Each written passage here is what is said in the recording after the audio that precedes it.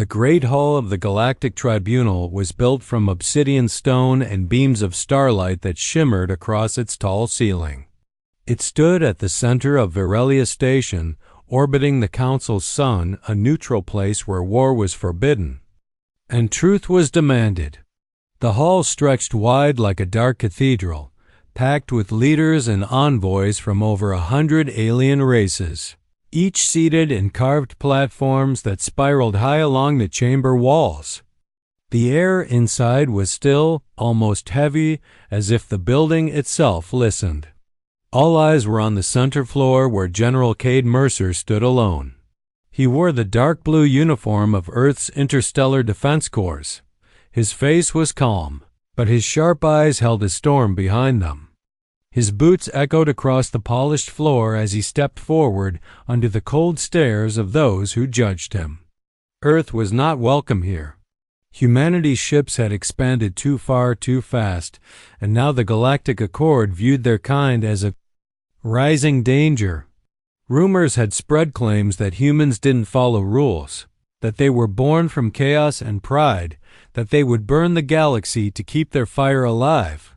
Cade had heard it all before, but today was different. Today was not a debate. It was judgment. From a high throne carved into the wall above, the speaker of the tribunal rose. Her voice echoed in many tongues at once, loud and clear. She called, "Humanity reckless, dangerous, unpredictable." She spoke of the colonies seated on forbidden worlds, of alliances made without permission, of weapons too powerful for a young race. Other delegates nodded, some sneered. Some looked away. Then the speaker asked the question, should humanity be restricted, confined to their systems, stripped of faster-than-light travel, their fleets broken down? Whispers filled the hall. Many had already made up their minds. Cade listened without blinking. He didn't flinch. He knew this was a performance, a show before a punishment. And then the air changed. Light shimmered near the far archway as a tall figure entered. Silence spread across the room like a wave. The figure walked slowly, wings folded close behind her back. Her skin gleamed like silver, her eyes like molten stars.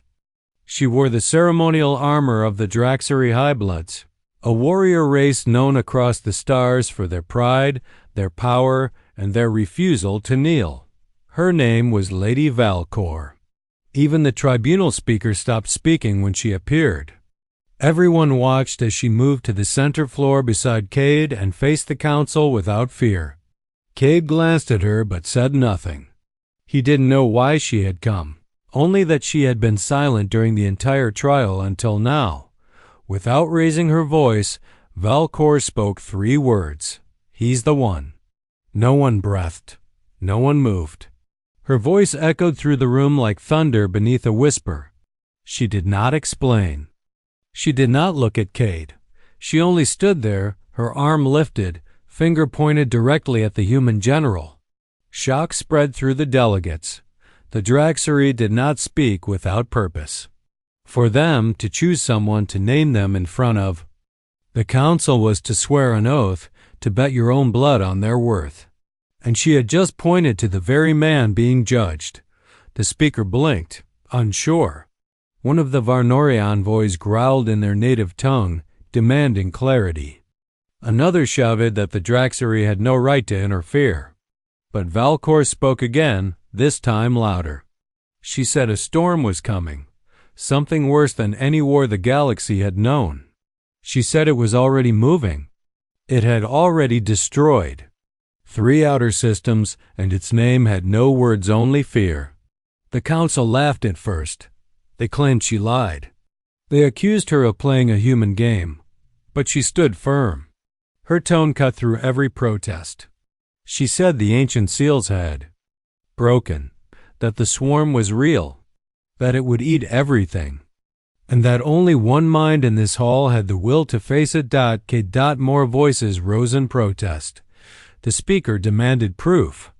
But Valcor only said one thing more, that she had stolen something from her own people, something hidden, old, and powerful, and she would only give it to the one she had chosen. Cade didn't speak. He felt the heat of 100 eyes on him. He didn't understand what she meant yet, but he felt something shift inside his chest.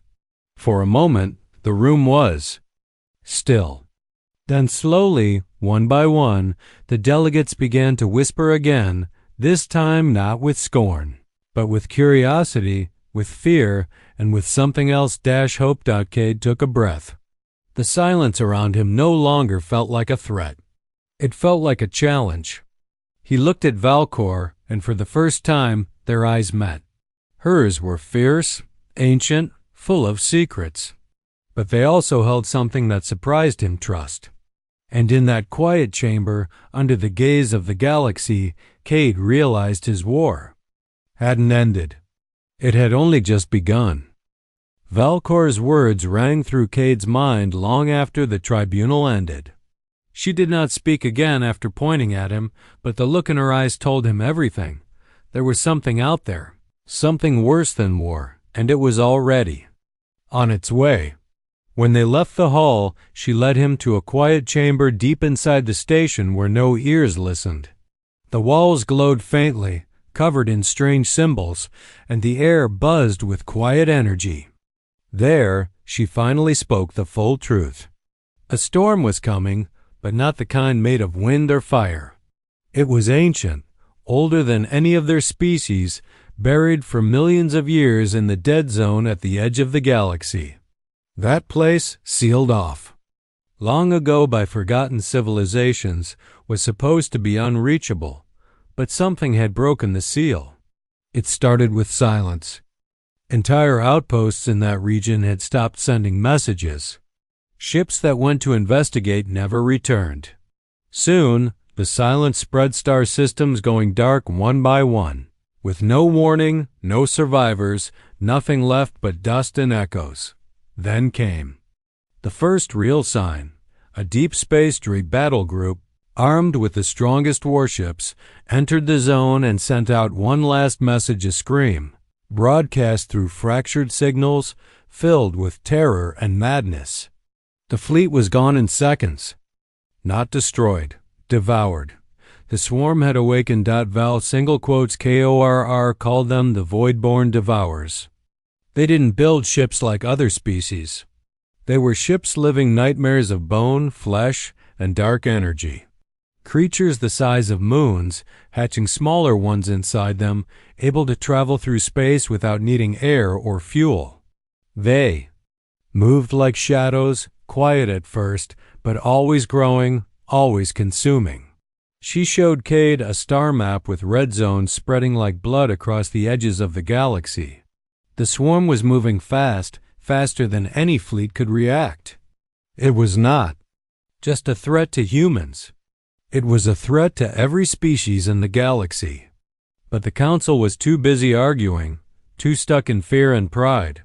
Most didn't even believe the danger was real. And even if they did, they had no weapon strong enough to fight it. That's when she told Cade about what she had done about the forbidden weapon she had stolen from her people. It was not a normal ship. It was not even made like other machines. It had no true name, only a code left behind by the Dragzeri engineers who built it in secret, Project Nyx Blade. Hidden inside a shattered moon, locked away in the core of a system lost to most star charts, it waited. The Dragzeri called it a war being, a fusion of machine and something beyond understanding. It had been built to stop the swarm if they ever returned. But the project was shut down by the Dragzeri Council, too dangerous, too unstable. Only one person could control it, someone whose mind was chaotic enough to match its own wild thoughts. Someone unpredictable, sharp, full of will. And fury. No Dragzeri could survive its link. It would burn their minds. That's why she chose a human. That's why she chose Cade. At first, Cade said nothing.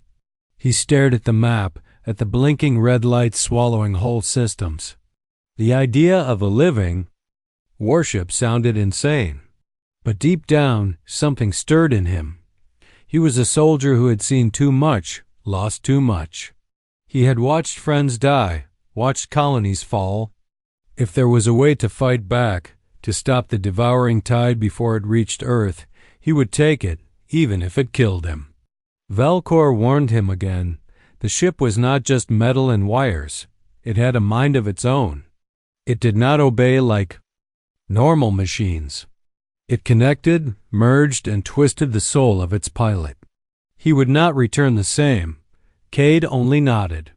He asked one question. How much time was left? She paused before answering. Weeks, maybe less. The swarm was already too close to several trade routes. If they broke through there, they'd reach populated worlds in days. The Council would not move fast enough. The smaller races had no weapons strong enough. There was no time to debate.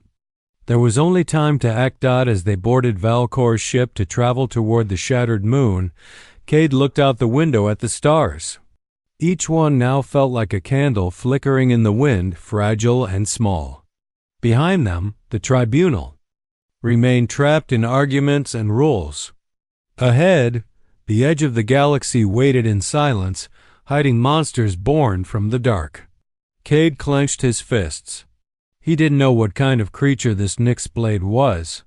He didn't know if he would survive linking with it. But he knew one thing for certain. The swarm would not stop until everything was gone. Someone had to stand in their way.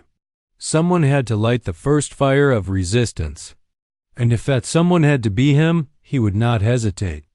Let the galaxy laugh at humanity's chaos. Let them fear its fire. Because now, that fire was their last hope. The journey to the shattered moon took 2 days through quiet space, far beyond any star system with life. The place was known only in old Drexuri records, hidden on purpose, its coordinates locked behind codes that only Valcor could break. The moon itself looked like a corpse split in half, floating in the shadow of a dying red star. Broken rocks drifted around it like a graveyard. But deep inside its hollow core, something pulsed. As their ship approached, Cade could feel it before he saw it. Not with his eyes, but somewhere deeper, like a whisper in his bones. Valcor said nothing as they docked near a sealed tunnel that led into the moon. The tunnel was lined with ancient metal and symbols glowing faintly with a blue light. Old warnings were carved into the walls, warnings in a dozen languages, including one Cade recognized. Do not wake the blade. They walked in silence through the long hallway until it opened into a vast chamber. And there it was. The warship called. Nyxblade hung in the center of the room, suspended by black cables like a giant spider sleeping in a web. Its surface shimmered like dark water, constantly shifting, almost alive. It had no clear shape, part sleek fighter, part massive predator. It looked like something from a nightmare, beautiful and terrifying at the same time. It gave off a sound, too low to be heard, but strong enough to feel in the chest, like a heartbeat out of rhythm. Cade stepped forward, drawn toward it. His mind filled with strange images, burning stars, screaming voices, flashes of war and silence. He gritted his teeth and kept walking. Valcor placed a hand on his shoulder and told him to stop. She explained that once he entered, there would be no way back. If the ship rejected him, it would kill him in seconds.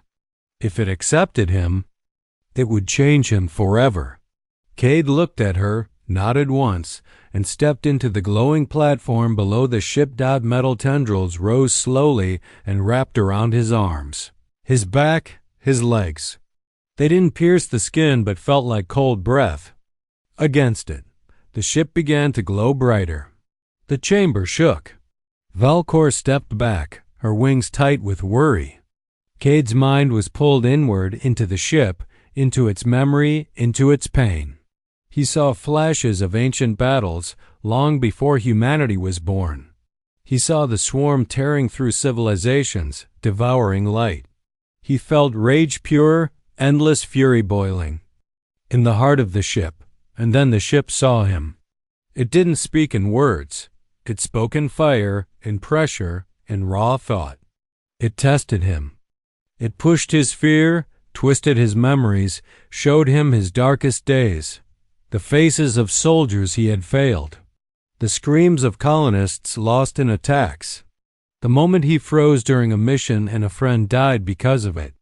The ship dug into him, looking for weakness, but Cade did not break. He pushed back. He grabbed the pain, the fear, the guilt, and turned it into fire. He showed the ship not who he was, but who he would become. The chamber exploded with light. Valcor shielded her eyes as a wave of heat swept through the room. The cables around Nick's blade snapped one by one. The ship dropped and hovered above the platform, its form shifting into something sharper, sleeker, darker. It pulsed with new energy. The tendrils withdrew from Cade's body. He opened his eyes, and they glowed blue. The ship had accepted him. He stepped forward, no longer just a man, but something more. He could feel the ship now, feel its hunger for battle, its hatred for the swarm, its deep loneliness after being locked away so long. And the ship felt him, his determination, his stubbornness, his will to fight until the last breath. They were linked, bonded at the level of soul and thought. Together they were stronger than either alone. Valcor approached carefully, her voice calm but full of awe.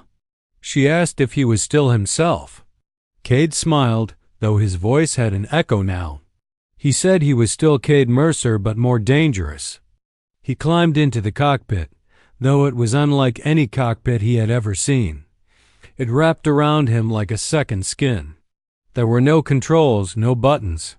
The ship moved through thought, through emotion. He imagined flying, and the ship responded, lifting into the air with perfect balance. He imagined weapons firing and beams of invisible energy crackled in the air. Then he imagined the swarm and the ship roared, its hull glowing with dark. There was no need for testing. No time. The swarm was coming, and they had their first target, a fallen system near Dragzery space where the enemy had already begun to spread. Cade sent out a message to Valcor's ship, ordered immediate launch. Valcor nodded and followed him back to orbit. As Nick's blade left the moon and entered the stars, it moved faster than any ship Cade had ever seen. It didn't fly it. Hunted. Cade could feel every part of it, like extra limbs, like thoughts given form. He was not riding the ship. He was the ship. And in that moment, he understood why no Dragzery had survived the link. It wasn't just about strength. It was about chaos. Humans didn't follow patterns. They didn't think in straight lines. And that made them dangerous. That made them perfect. As the stars bent around them and the first mission blinked into view on the radar, Cade whispered to the ship, and it whispered back not in fear, but in joy. Finally, after so long alone, the blade had found its wielder, and together they would make the swarm bleed. The ruined system near Dragzery Prime was already lost by the time Cade and Nick's blade arrived. The stars there looked sick, their light dim and flickering, as if the darkness was trying to swallow them. Dead ships floated in pieces, and the silence of space felt heavier than usual, like the swarm had drained even sound from the void, but they weren't alone. As Nick's blade dropped out of faster-than-light travel, the Allied fleet came into view. Hundreds of ships from all across the galaxy gathered in desperation.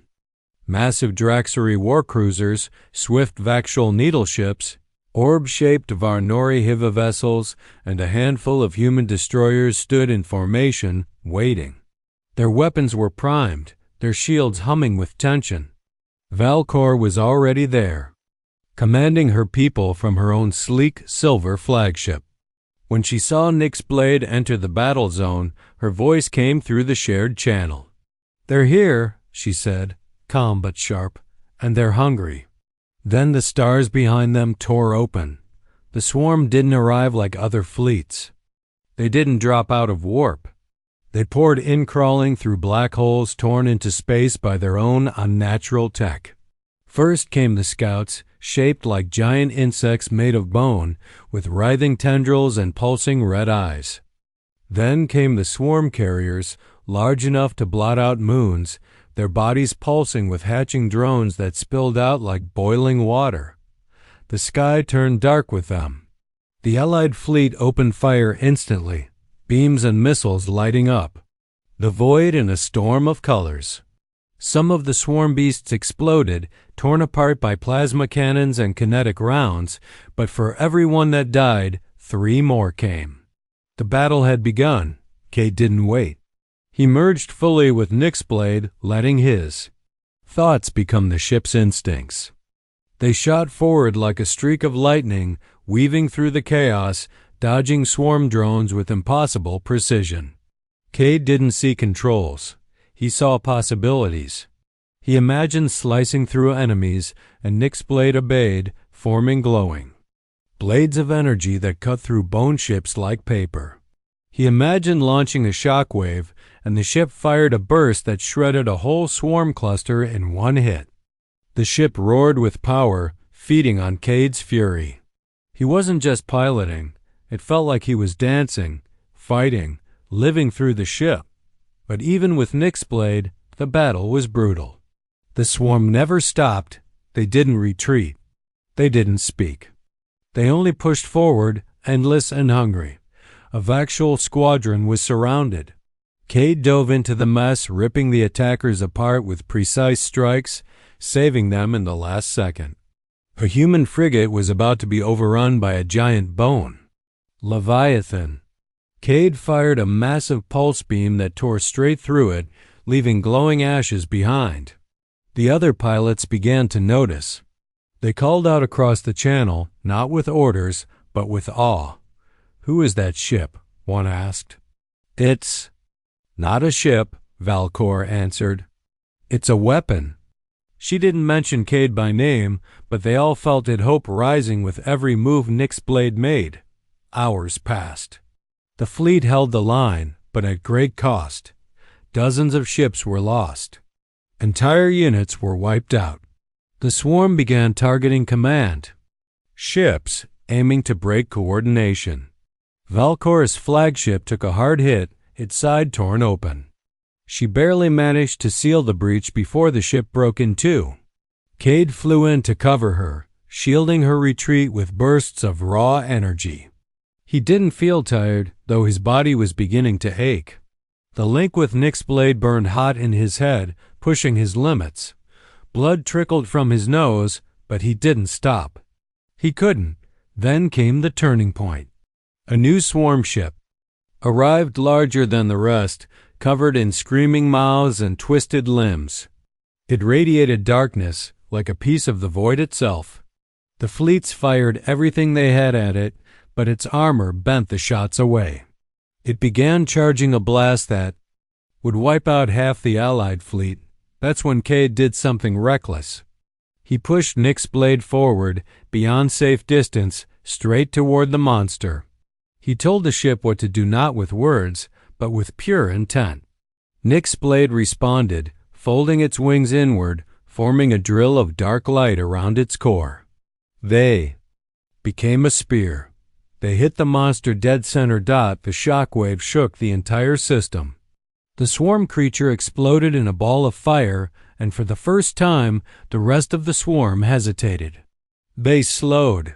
They shivered. And then they ran. The remaining beasts pulled back into the rips in space, vanishing as fast as they had arrived. The battlefield went still. The surviving fleets didn't cheer right away. They were too stunned, too tired. Wreckage floated everywhere. Fire blinked across space like dying stars. But then Valcor's voice came through the channel again. "The line held," she said softly. "We lived." A wave of relief spread through the crews. They had survived the first full battle with the swarm, and it was because of Nick's blade. Because of Cade. But when Valcor tried to contact him directly, he didn't answer right away. Inside the ship, Cade had collapsed. His eyes were open, but distant. Blood ran from his ears. His mind had been stretched near its breaking point. The link had cost him. Still, his hand rested on the control ring, and the ship pulsed gently beneath him, keeping him alive. When he finally blinked and whispered, "We're not done yet," the ship responded with a quiet hum, as if agreeing. The war was far from over. But for the first time, the galaxy had a blade to fight back, and it had found its wielder. After the battle near Drexuri Prime, the galaxy had a moment to breathe, but it didn't last. The swarm had not been defeated, only pushed back, and now it changed its tactics. No longer attacking in massive waves, the enemy began slipping through the cracks, sending smaller ships to move silently behind the front lines. They crept into safe zones, infected trade routes, and seeded their horrors into quiet colonies. Entire planets went dark without warning.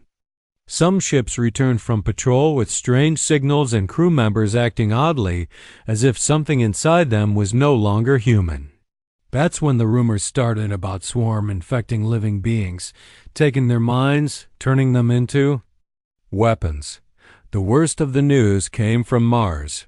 A deep science facility beneath the surface had gone completely silent. It wasn't just a power failure or a missed signal. Everything power, oxygen, heat had stopped. Satellite images showed strange growths appearing on the surface around the base, like black vines crawling up from underground. The Council refused to act quickly, arguing over jurisdiction. Earth's leaders were slower still. But Valcor and Cade didn't wait. They knew what it meant. If the swarm had found a way to infect humans, the war was about to enter a darker phase. Cade couldn't bring Nyx's blade underground, so he chose a smaller strike ship for this mission. Alongside him came Valcor, silent and watchful as always, and Sergeant Lin, a tough soldier from Earth who had fought in over a dozen battles. Lin requested to join as soon as she heard the mission location. Her sister had worked at the Mars facility. She hoped to find her alive. Cade didn't give her false hope. They landed near the edge of the old colony ruins, where the black growths had formed twisted shapes across the sand. The facility's doors were open, hanging like broken jaws, and the inside smelled like rot and cold metal. Lights flickered. The air was thick and humid, like something was breathing down there. They moved in tight formation, weapons drawn. Every sound echoing through the dark tunnels. At first, it looked abandoned. Desks overturned, walls cracked, bloodstains here and there, but no bodies. That was worse somehow. In the control room, they found logs, half erased, showing strange behavior among the workers, people talking to themselves, hearing whispers, refusing to sleep. The final recording was just a scream. Then the power went out. Total blackness. Lynn turned on her shoulder light, and that's when they saw them. The bodies weren't gone. They were changed.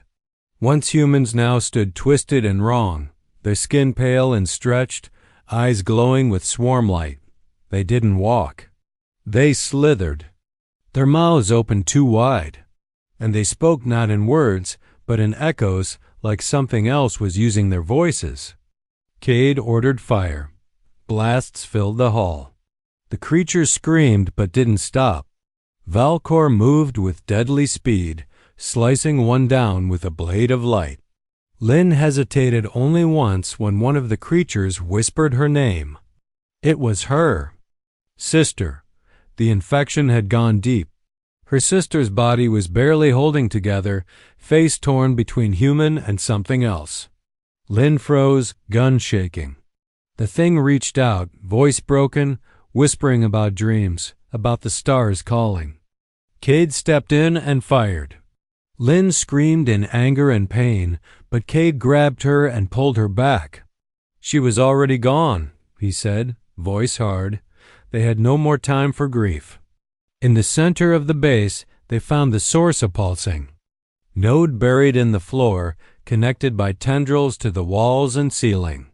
It was growing fast, feeding off the power systems, spreading the infection through the colony. Cade contacted Orbit and gave the order prepare an orbital strike. But the beam needed time to charge. They had to hold the position. Swarm thralls poured in from every tunnel. Cade and Valcor fought back to back, their movements like a storm. Lynn snapped out of her grief and joined them, her rage fueling every shot. Minutes felt like hours. The node screamed. The walls shook. The infection tried to wrap around them. Cade stabbed his blade into the node, slowing its growth just enough. Then the sky answered. A beam from orbit burned through the roof, striking the core, lighting the underground with white fire. The node exploded, the ground cracked, and everything burned. Cade grabbed Lynn and Valcor, dragging them out through the collapsing halls. They barely made it back to the surface as the whole base caved in. They stood in silence on the red sands of Mars, watching black smoke rise into the sky. Lynn fell to her knees, tears streaming down her face. She didn't speak. Cade knelt beside her and placed a hand on her shoulder, not as a commander, but as someone who had lost before. Valcor looked to the stars, eyes narrow. The swarm had changed the game. It wasn't just ships and beasts anymore. It was people, minds, souls. Cade looked back at the ruins, then at the sky. This was only the beginning. The swarm was learning, adapting, and next time it would be even worse. But he had also learned something. Even broken hearts could still fight, and he would need every fighter he could find for what was coming next. After the mission on Mars, the mood across the Allied forces shifted. The swarm wasn't just attacking from the outside anymore. It was crawling inside minds, taking over people, turning trust into fear. Every returning ship had to be scanned. Every survivor tested. Even among allies, there were whispers. But something even worse was waiting. Far from the front lines, while the galaxy's eyes were focused on the swarm, one of the council members made a choice that nearly shattered everything. Tharn of the Black Spire, leader of a cold and secretive race known for their dark fleets and hidden science, saw humanity not as a partner in the war, but as a rising threat. Tharn believed that after the swarm was gone, humans would be too powerful. They would lead. So he acted in the shadows. Without warning, one of Earth's outer colonies was hit by an unknown fleet. Civilian stations were destroyed. Families gone. At first, it looked like a swarm attack, but the wreckage told a different story. The weapons were clean, precise, artificial. They were not swarm. They were council ships painted to look like something else. Someone had betrayed the Alliance. The news hit Earth like a hammer. People demanded answers. The council offered silence. Cade, still recovering from the strain of the Mars mission, was called to a secret meeting with Valcor aboard her personal cruiser. She looked tired, but calm. And when she spoke, there was no hesitation in her voice. She had uncovered the truth. The Black Spire had sent the fleet. Tharn had acted without the full council's vote, using old grudges and hidden weapons to weaken humanity. He thought no one would trace it. But Valcor had spies of her own. She confronted Tharn in the open hall of the council chamber, dragging proof in the form of a wounded Black Spire admiral who had survived a failed strike. The chamber erupted into chaos. Some demanded Tharn be arrested. Others supported him. Afraid of humanity's growing power, sides were forming. It looked like the Alliance itself might fall apart. Valcor did not wait. She took matters into her own hands. She gathered a group of loyal Draxery warriors, boarded her cruiser, and went after the remaining Black Spire ships near Earth's border. Cade heard the call too late. By the time his transmission reached her, she was already in battle. She burned the traitor fleet in orbit, one of the fastest and most precise attacks in recent memory. Tharn's ships were turned to ash before. They could even react. But Valkor's cruiser took heavy fire. She was injured in the final strike, her armor cracked, her left side scorched by plasma. Still, she stood when it was over, dragging herself back to the bridge, blood on her hands, victory in her eyes. When Cade finally reached her ship, she was being treated by Draxari medics, half-conscious but still proud. He sat beside her bed, unsure what to say. She opened her eyes, barely able to speak, and whispered that she did what had to be done. That loyalty meant nothing if it could be bought or bent. That the swarm wasn't the only enemy, they also had to fight betrayal. From within, Cade stayed by her side until she slept again. Outside the medical bay, the Draxari captain handed him the report. Total losses, total victory, and total silence from the council. No one dared punish Valkor. Not after she exposed the truth, but she had broken the rules. From that day forward, she was no longer just a noble warrior. She was a symbol. A rebel. A shield. Later, when Cade returned to his own ship, he stood on the bridge and looked at the stars. The map had changed. Not just in red lines showing spread, but in the way people looked at Earth. Humanity had taken hit after hit and still stood. They had lost lives, worlds, peace, but they had not lost themselves. And now, because of Valkor's choice, they were not alone. The bond between her and Cade had become something more than trust. She had risked her life and her honor to protect a species not her own. And though no one said it out loud, many others had begun to wonder, what if the humans were the only ones strong enough to lead this war to the end? That night, in a quiet chamber aboard Nick's Blade, Cade sat in the pilot's seat, alone with the living ship. It hummed softly around him, sensing his thoughts. He remembered the battles, the blood, the losses, the pain in Lynn's eyes, the fire in Valkor's voice. He remembered Earth's burning colony and the black mark spreading on Mars. He remembered everything. And he made a promise too. The dead, to the living, and to the galaxy itself. He would not stop. He would not fall. The swarm wanted fear. The traitors wanted silence. But Cade would bring noise, fire, and the edge of the blade. The galaxy had seen what humans could do. In peace. Now it would see what they could do in war. The war was no longer just survival. It was personal. It was righteous. It was far from over. The sky above the planet Venari burned red as Cade and Nick's Blade descended through its thick clouds, answering a distress call that had come with only one word: help. Venari was a border world, once a thriving research colony, now lost. In silence like so many others. The council had ignored it, saying it was too far, too empty to be important. But Cade knew better.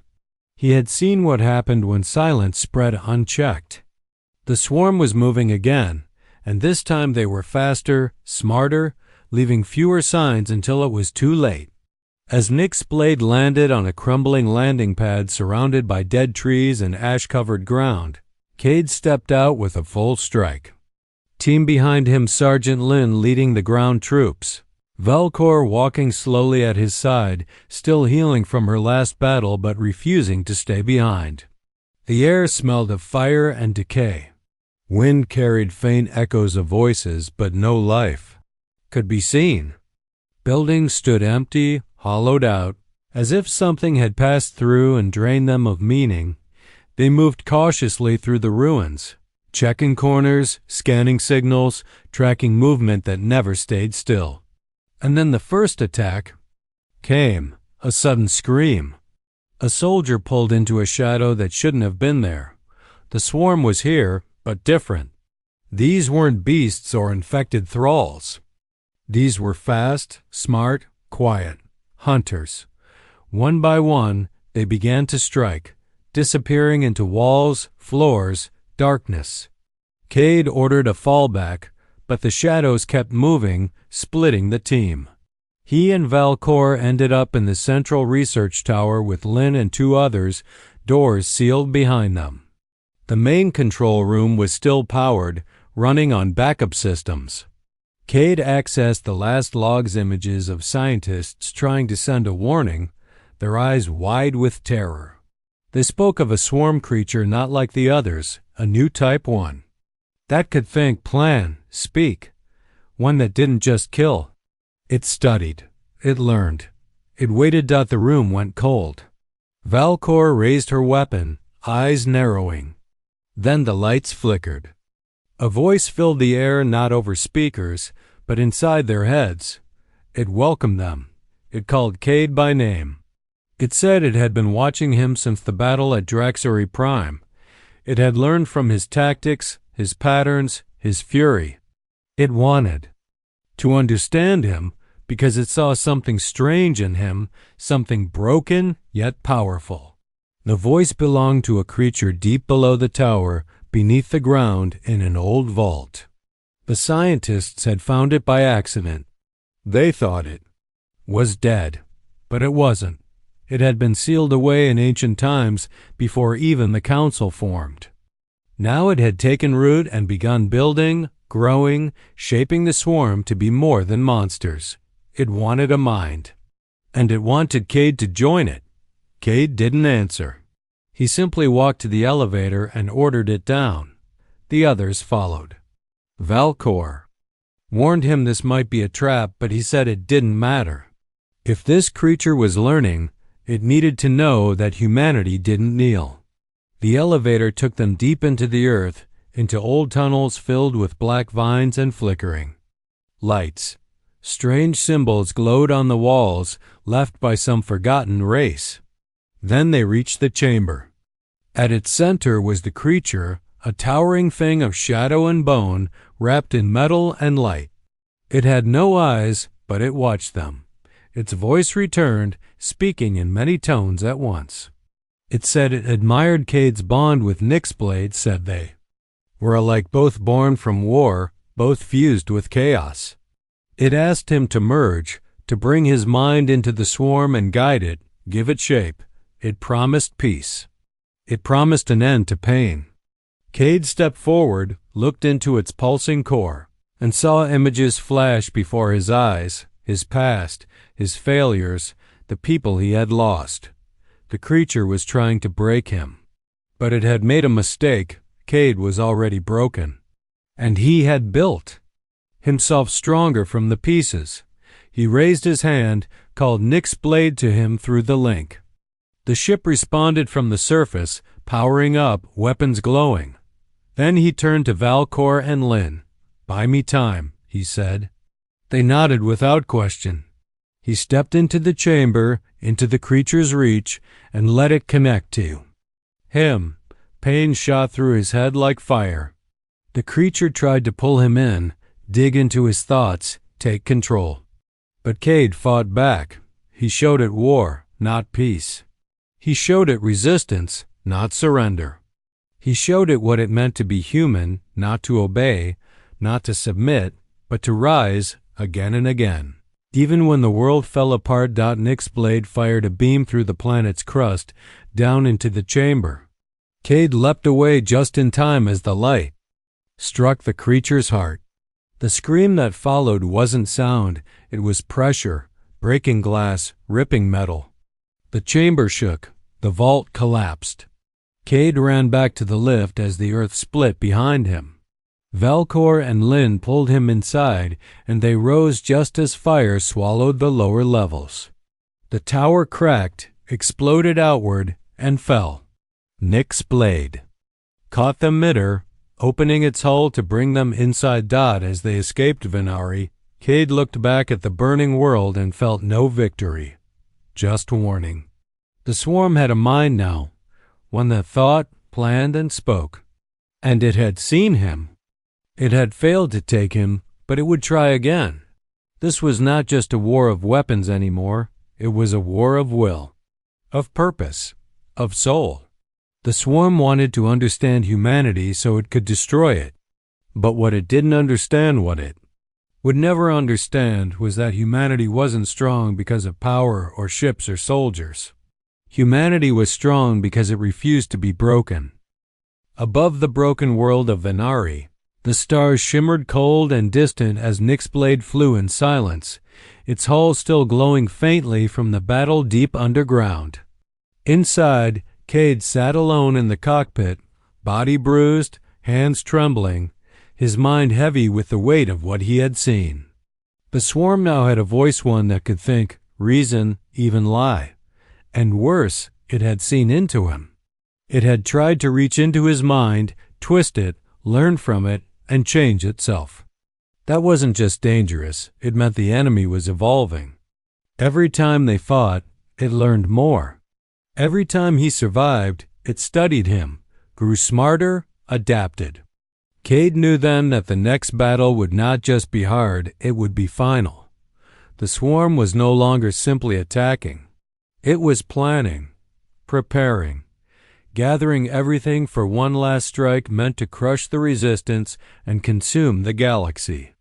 The warning signs were already coming in. Long-range satellites vanished. Refugee fleets went silent. Entire sectors dimmed like dying candles. The council hesitated, argued, tried to delay. But Cade didn't wait. He sent one final message across. Every secure line, to every fleet, every captain, every soldier who still had breath and will. This is it, he said. The last fight. If you can fly, fight. If you can shoot, aim. If you can stand, stand with us. Because the night is coming and we are the fire. The answer was louder than he expected. Ships responded from across the stars, some battered and slow, others strong and fast. Humans, Draxari, Vaxual, Varnori, even old enemies like the Kashai, who had once warred with Earth, now offered their weapons. They all understood. If the swarm won here, there would be no more wars, no more peace, no more anything. Just silence. Just the dark. So the final fleet was formed, massive, scarred, beautiful in its unity. At its heart flew Nick's blade, Cade at the center, now feared and respected across the galaxy as the mindbreaker, the one human the swarm could not take. Beside him flew Valcor in her rebuilt command cruiser, her armor gleaming with fresh scars and ancient symbols of honor. Lynn commanded the Earth Strike forces, leading human marines aboard stealth assault ships. They all moved together toward one place, the center of the void, where all the swarm tunnels met, where the ancient mind had hidden itself in a dead sun turned black dot. The battle began before they even arrived.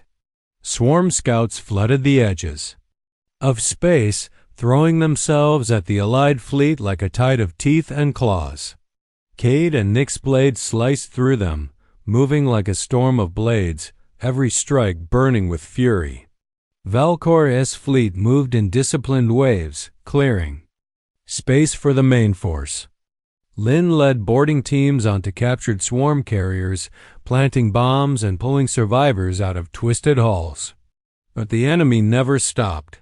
The deeper they flew, the darker it got. Stars vanished. Signals broke. The swarm pressed harder, now. Speaking across the comms in broken voices, pretending to be allies, whispering lies. Ships that hesitated were lost. But Cade never slowed. He drove the fleet forward, right into the mouth of the storm dot at the center of the void. They found it, a giant mass of swarm vessels surrounding a dead star, their bodies merged into a single living machine the size of a planet. This was the hive, the mind, the heart of it all. And waiting for them in the center was the creature from Venari, now larger, stronger, fully reborn. It spoke into every mind at once, offering one last chance. Surrender, join, be remade. But no one spoke back, no one broke. And then Cade gave the order, attack. The battle shook the stars. Every ship opened fire. Missiles, beams, plasma, and lightning lit up the darkness in a wild storm of light.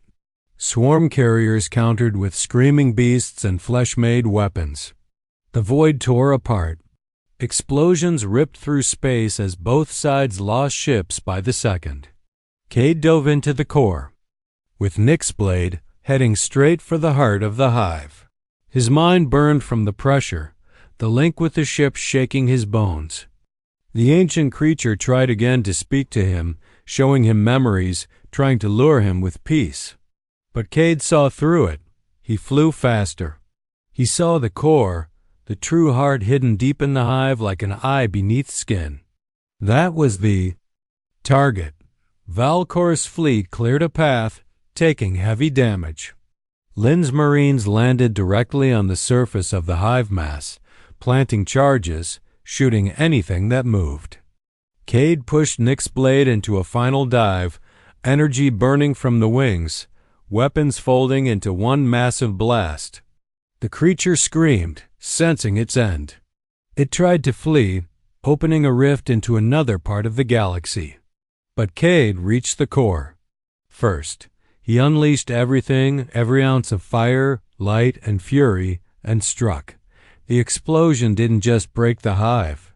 It shattered the link. The swarm screamed once, then went silent. Across the stars, their ships froze, lost, lifeless. The darkness began to fade. And then came silence, not empty, but peaceful. The war was over.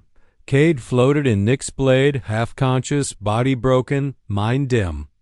Valkor's voice reached him through the static. "You did it," she whispered. Lynn's team confirmed it.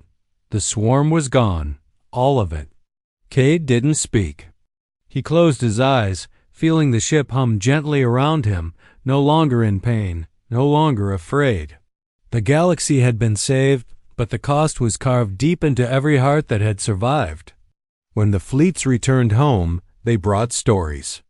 Of unity, of courage, of the human who shouted into the dark and never backed down, of the warrior who stood beside him, of the ship that became a blade, and of the fire that would always burn even when the stars went cold.